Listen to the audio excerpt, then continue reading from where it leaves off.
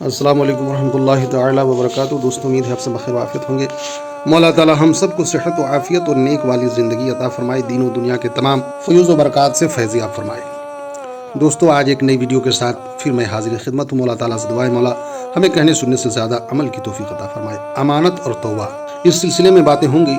حضرت محمد بن منقدر رحمۃ اللہ تعالی علیہ اپنے والد سے روایت کرتے ہیں کہ حضرت سفیان ثوری رحمۃ اللہ تعالی علیہ نے طواف کعبہ کرتے ہوئے ایک ایسے جوان کو دیکھا جو قدم قدم پر درود شریف پڑھ رہا تھا۔ سفیان ثوری رحمۃ اللہ تعالی علیہ کہتے ہیں کہ میں نے کہا، اے جوان، تم تسبیح و تحلیل چھوڑ کر صرف درود شریف ہی پڑھ رہے ہو، کیا اس کی کوئی خاص وجہ ہے؟ جوان نے پوچھا، آپ کون ہیں؟ میں نے جواب دیا، سفیان ثوری۔ اس نے کہا کہ اگر آپ کا شمار اللہ تعالیٰ کے نیک بندوں میں نہ ہوتا تو میں کبھی بھی آپ کو یہ راز نہ بتاتا۔ ہوا یوں کہ میں اپنے باپ کے ہمراہ حج کے ارادے سے نکلا۔ راستے میں ایک جگہ میرا باپ سخت بیمار ہو گیا۔ میں نے بہت کوشش کی مگر اسے موت سے نہ بچا سکا۔ موت کے بعد ان کا چہرہ سیاہ ہو گیا۔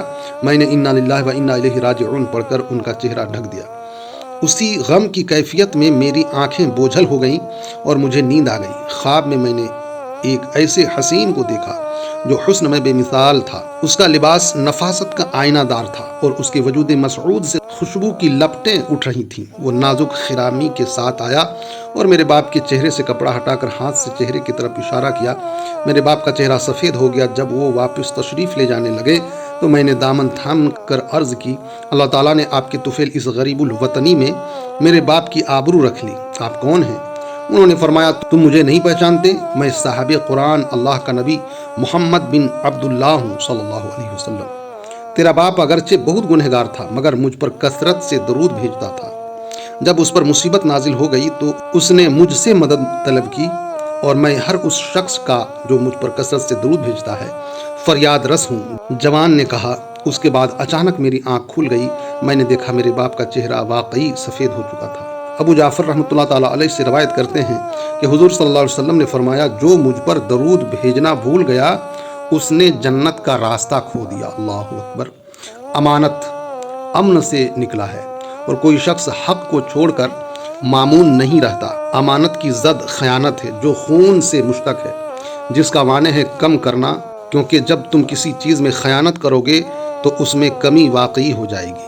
حضور صلی اللہ علیہ وسلم کا ارشاد ہے کہ دھوکہ، فریب اور خیانت جہنمیوں کا کام اور شیوا ہے۔ مزید ارشاد فرمایا کہ جس نے لوگوں کے ساتھ معاملات میں ظلم نہیں کیا اور ان سے جھوٹی باتیں نہیں کہیں، اس کی مرادیں مکمل ہو گئیں۔ ایک اعرابی قوم کی تعریف میں کہتا ہے، وہ امین ہیں، کسی کے ساتھ دھوکہ نہیں کرتے، کسی مسلمان کی حرمت کو پامال نہیں کرتے اور ان کے ذمہ کسی کا حق باقی نہیں ہے۔ وہ بہترین قوم ہے۔ حضرت حذیفہ رضی اللہ تعالی عنہ سے مروی ہے، حضور صلی اللہ علیہ وسلم نے فرمایا کہ عن قریب امانت اٹھا لی جائے گی۔ لوگ باہم تجارت کریں گے مگر امین کوئی نہیں ہوگا، یہاں تک کہ کہا جائے گا فلاں قبیلے میں فلاں آدمی امین ہے، یعنی امین آدمی ڈھونڈنے سے بھی نہیں ملے گا۔ اللہ اکبر۔ دوستو، امانت دار بنیے، مولا تعالیٰ ہمیں امین بنائے، دین و دنیا کے تمام فیوز و برکات سے فیض یاب فرمائے۔ پھر ایک نئی ویڈیو کے ساتھ حاضر آؤں گا، تب تک کے لیے اپنا اور اپنوں کا خیال رکھیے۔ السلام علیکم ورحمۃ اللہ تعالی وبرکاتہ۔